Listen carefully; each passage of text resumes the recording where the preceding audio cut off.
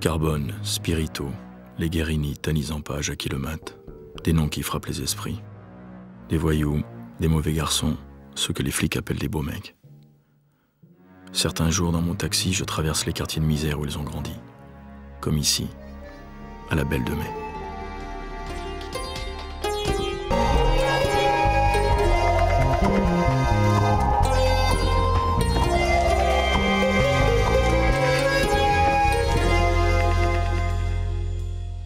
Il était vraiment beau, il aurait fait craquer n'importe qui. Hein. Séducteur auprès des femmes par rapport à un physique harmonieux.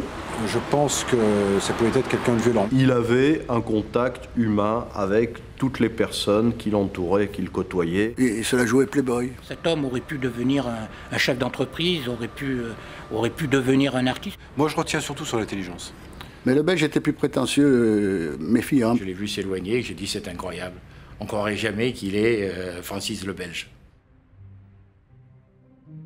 Son père, originaire de Belgique, lui a légué un nom imprononçable à Marseille, Van Verberg. Du coup, pour tout le monde et pour toute sa vie, il sera connu comme Francis le Belge. Il grandit dans un des quartiers les plus pauvres de Marseille, la Belle de Mai, un quartier où se mêlent Italiens, Corses ou Espagnols. Les Van Verberg sont dans la misère, les 7 membres de la famille vivent dans un 2 pièces, sans toilette ni salle de bain. Francis grandit dans la rue et il montre très tôt des qualités de chef de bande, autorité et violence. C'était un maître d'école qui lui avait fait une réflexion, il lui avait carrément cloué la main avec son porte-plume sur le bureau, qui même à la cantine, s'il n'aimait pas un plat, il le faisait renvoyer alors qu'il avait que 10 ans ou 12 ans. Francis, comme tous les gamins du quartier, n'a qu'un seul but, se sortir de la misère par n'importe quel moyen. À 16 ans, il se rêve en footballeur professionnel. Il en a le physique et le talent. Mais une méchante blessure au genou stoppe brutalement sa carrière. Son amour pour le foot ne se démentira pourtant jamais et on lui prêtera toute sa vie des liens, vrais ou faux, avec l'Olympique de Marseille. Francis va donc choisir d'autres moyens pour se sortir de la pauvreté. Après quelques boulots précaires, magasinier ou déménageur, il subit une première condamnation pour un petit vol. Un début modeste. À 20 ans, une histoire d'amitié et de courage va le faire entrer dans le milieu. Le 27 octobre 1966, la police repère en plein cœur de la Belle de Mai un voyou en cavale, Antoine Cossu, dit Tony Languille. Au moment où les flics l'embarquent, Tony appelle son ami Francis au secours. Et Tony, il fait qu'une chose, il crie « Francis !» Francis sort à ce moment-là, il ceinture les flics, il fait diversion. Tony arrive à s'arracher. Et dans sa course, il perd une chaussure et les flics lui tirent dessus quand même. Hein. Mais vous savez qu'à Marseille... à la Belle de Mai, surtout, Tony a tapé à une porte et elle s'ouvre beaucoup plus facilement aux voyous blessés qu'aux flics. Francis se retrouve au Gamel, comme on dit, au Baumette pour 1 an. Lors d'une visite de sa femme Noël, il apprend qu'elle est enceinte. Francis est fou de colère, il ne veut pas d'enfant. Il refusera pendant des années de reconnaître sa fille Sylvie. À sa sortie, Francis a acquis une petite réputation chez les voyous du quartier. Sa belle gueule et son charme vont faire le reste. Il commence une carrière de proxénète. Très vite, dans ce quartier, il a affirmé sa personnalité de petit caïd. C'est un séducteur, il a énormément plu aux femmes. Et comme beaucoup, il a commencé une petite carrière de proxénète. C'est vrai qu'il y avait un ballet perpétuel d'hommes qui venaient à la maison avec des costumes... sans prix, je veux dire, avec des soufflets, des martingales et les poches pleines de billets.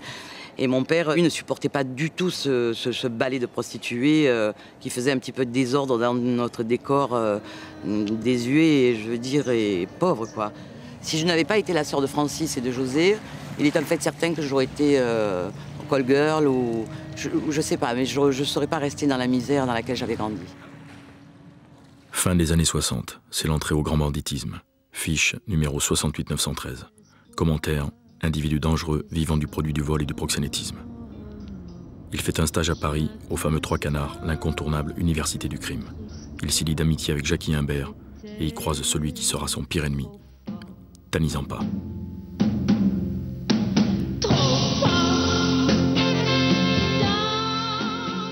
Il rencontre aussi la même année un personnage hors du commun avec qui il vit une passion torride. Quand il est parti vivre à Paris, c'était en 69, il a fait la rencontre de Maria Vincent à ce moment-là, qui elle aussi avait une cour autour d'elle, elle était quand même connue, c'était une chanteuse, elle avait été mariée avec Sami Khoury, avec Monsieur Univers. C'était un couple vraiment qui se déchirait, elle faisait tout et n'importe quoi avec Francis, elle le suivait à poil dans la rue. Elle avait 20 ans de plus que Francis et elle lui a fait quand même connaître ce qu'était Paris et tout le showbiz. Et bon, à ce moment-là, elle a commencé à connaître des gens importants. Mais pour autant, le futur du Belge ne s'écrit pas à Paris, il se trace à Marseille.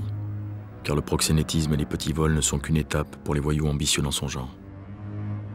Donc ils ont de l'argent, ils ont une belle gueule, ils ont, j'allais dire, des mensualités qui le rendent régulièrement avec la prostitution.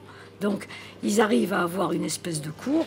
Et c'est comme ça qu'au fur et à mesure, ils arrivent à faire des extorsions de fonds et se rendre maître carrément de régions entières. On a un changement radical à partir du moment où le casier commence à monter en puissance, où il y a ces années de prison qui finalement, loin d'être une quelconque forme de repentance, sont au contraire des périodes dans lesquelles le caractère s'endurcit de façon extraordinaire. Et il avait décidé, je pense, à partir de ses 25 ans, de devenir le premier, le number one à Marseille. Number one à Marseille, où l'on sait fabriquer la meilleure du monde, pure à 97%, mais aussi à New York. Les années 70 sont l'apogée de la French Connection. Ce trafic de drogue aux multiples réseaux, né dans les années d'après-guerre, peut rendre immensément riche et en très peu de temps. Pour un truand ambitieux, la French est une promesse de profit rapide. Les Vanderberg se mettent dans la cam, avec Fioconi qui est là, tous des beaux mecs, qui n'ont pas, eux, comme Tanizampa, le pignon sur rue à Montmartre. Hein. Honnêtement, au début, les Cossus et Vanderberg, c'est des petits voyous qui vont se faire la place à coups de flingue. Ils ont des contacts avec la bande de l'Amérique du Sud qui est planquée, c'est les anciens gestapistes qui sont planqués à Buenos Aires.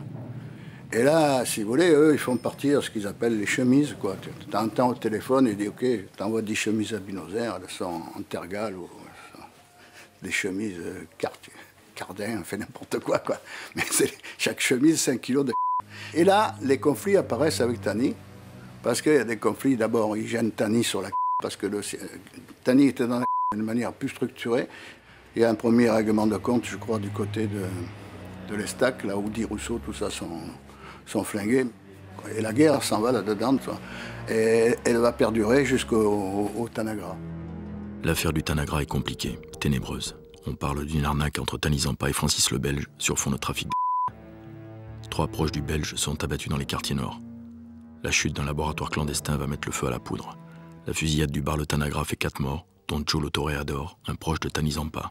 Les flics affirmeront que Vanderberg était l'un des tireurs, sans jamais parvenir à le prouver. Dans les mois qui suivent, Francis est arrêté près de Paris en possession d'armes et de faux papiers. Il repart en tôle. Alors qu'il est derrière les barreaux, une nouvelle affaire défraie la chronique. L'année précédente, en 1972, les douanes françaises ont saisi un crevettier au nom poétique, le Caprice des Temps. Dans sa quille, 425 kilos de l'héroïne la plus pure. La plus grande saisie jamais effectuée à l'époque.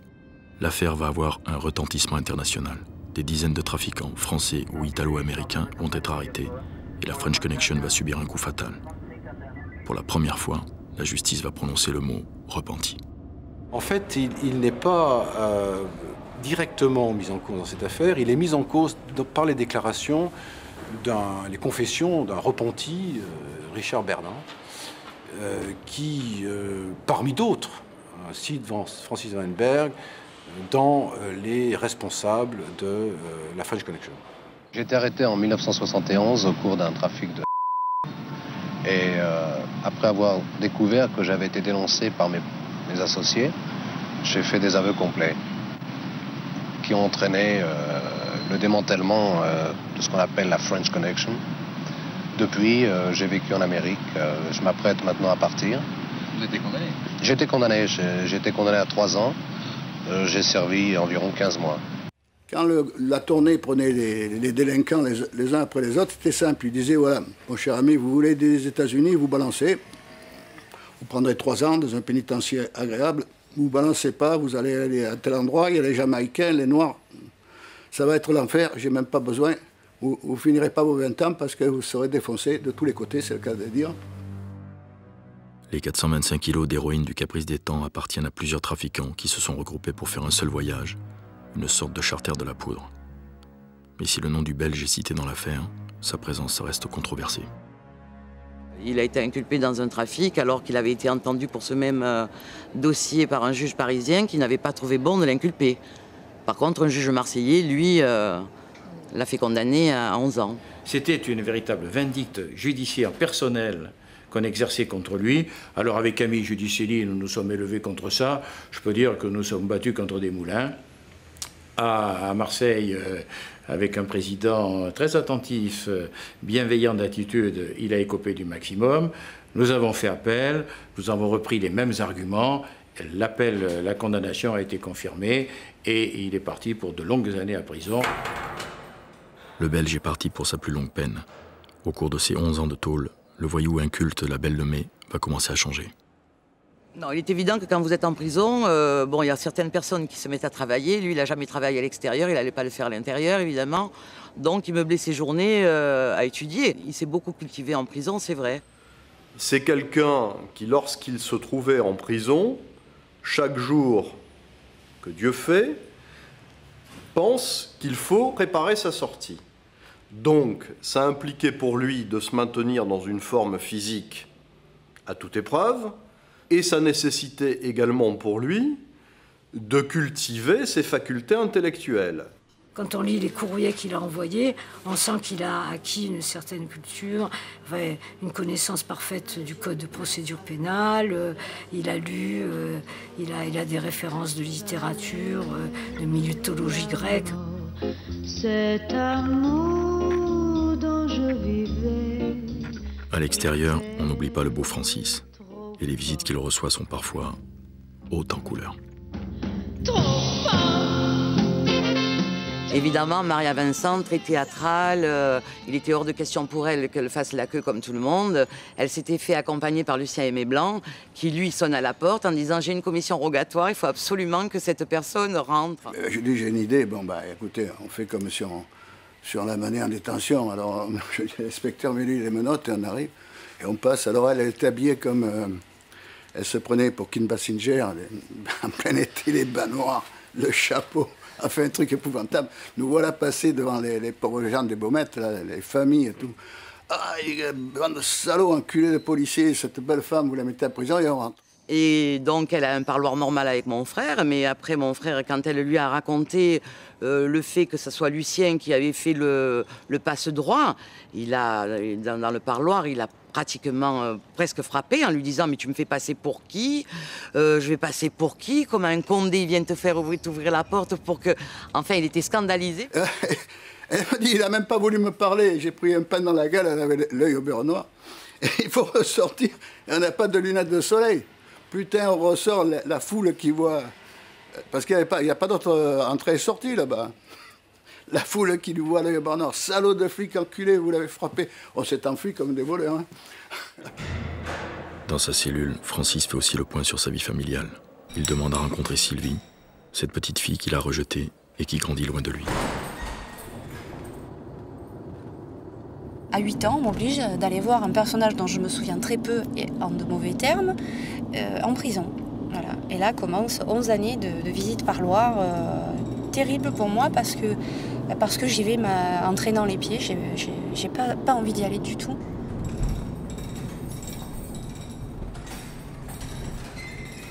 Je me souviens très bien les enfants qui pleuraient parce qu'on était tous dans la même salle. Et puis après, il y a ces longs couloirs, le bruit des clés, en fait. C'est des parloirs protégés à l'époque avec une vitre, donc ça aussi, c'est très personnel, je dirais. Pour moi, mon père, c'était un personnage de fiction. C'était pas un personnage réel. Donc c'est vrai que la vitre, ça continue d'alimenter tout ça. Et c'est évident que je ressens le malaise parce qu'il me parle, il a envie de créer quelque chose avec moi, et moi je suis pratiquement muette. J'ai peur de lui parler, il a une grosse voix, voilà, il m'impressionne. Je n'attends qu'une chose, c'est que c'est malheureux à dire que ça se termine, le parloir se termine et que je rentre chez moi, que je retrouve ma mère et mon beau-père, quoi.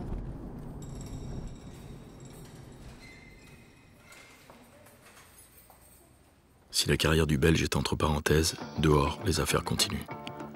Des cendres encore chaudes de la French Connection naissent de nouveaux trafics.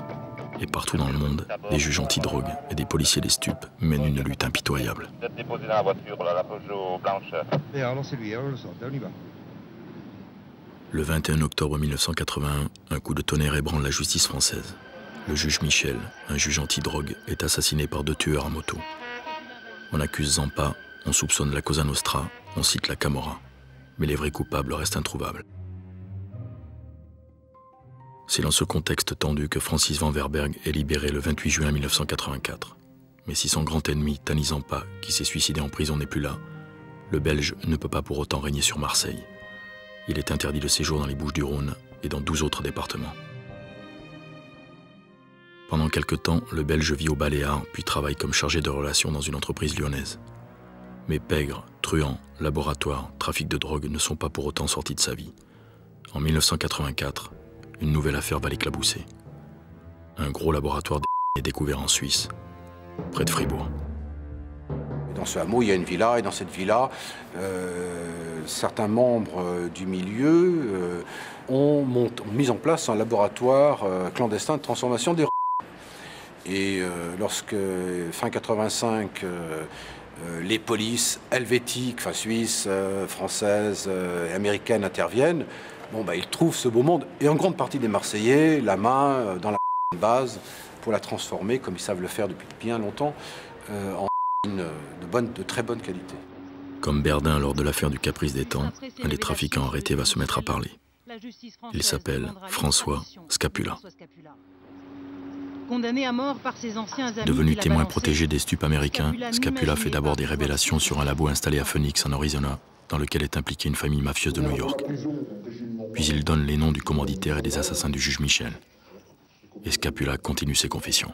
Donc une fois qu'il a donné les assassins du juge Michel, il n'a pas obtenu de la DEA, de l'ex-narcotique bureau, le fait de pouvoir se refaire une vie aux États-Unis. Donc il fallait qu'il monte d'un palier. Et il s'est dit, maintenant, qu'est-ce que je peux faire? Ils ont les assassins du juge Michel, eh bien, qu'est-ce que je peux faire? Zampa est mort. Je présume, je présume. Je vais essayer de leur donner le Belge. Et il essaye de leur fournir la possibilité d'arrêter le Belge et de l'envoyer pour 40 ans en prison, puisqu'il était en récidive. En France, le juge Debac va s'appuyer sur les révélations de Scapula pour faire tomber Francis le Belge. Mais celui-ci est introuvable, il a pris la fuite. Van Werberghe est arrêté quelques semaines plus tard à Bruxelles, une fois encore en possession d'armes et de faux papiers. Francis Van Werberghe, dit le Belge, 42 ans, vient d'être arrêté par la police belge.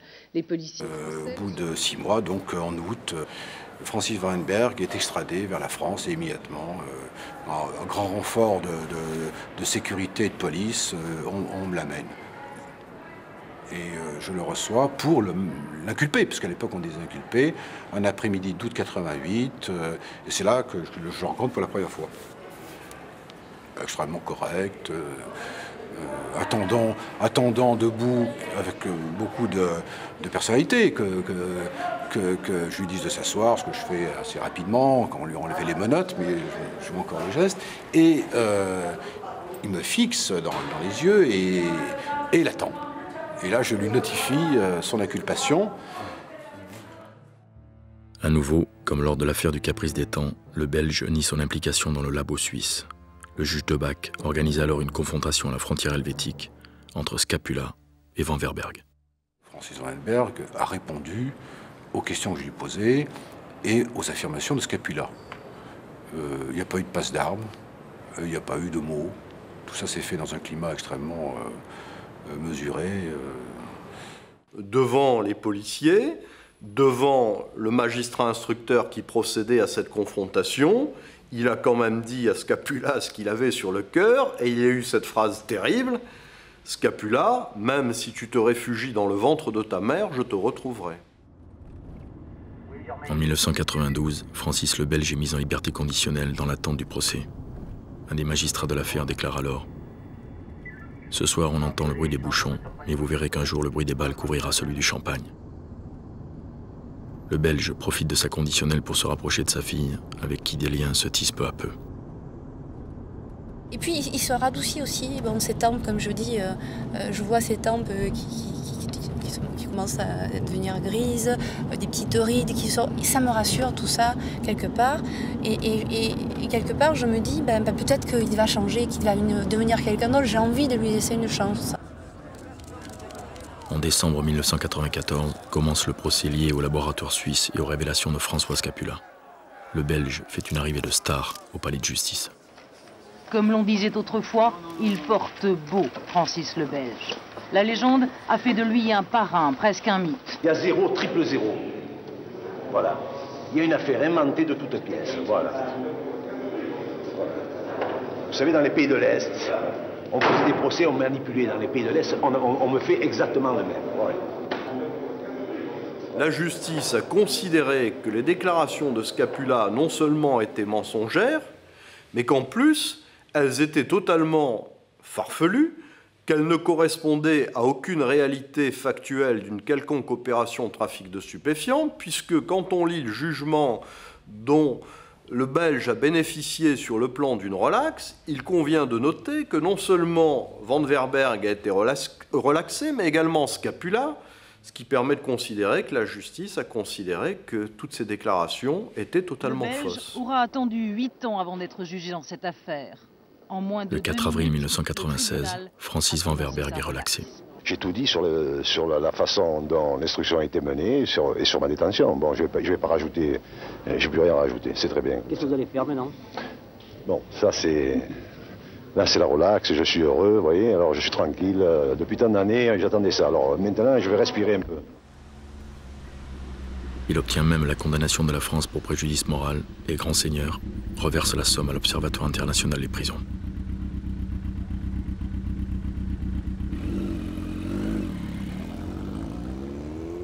Il faudrait qu'en France, on cesse de considérer la démarche du repenti, en fait du collaborateur de justice, comme une démarche sale.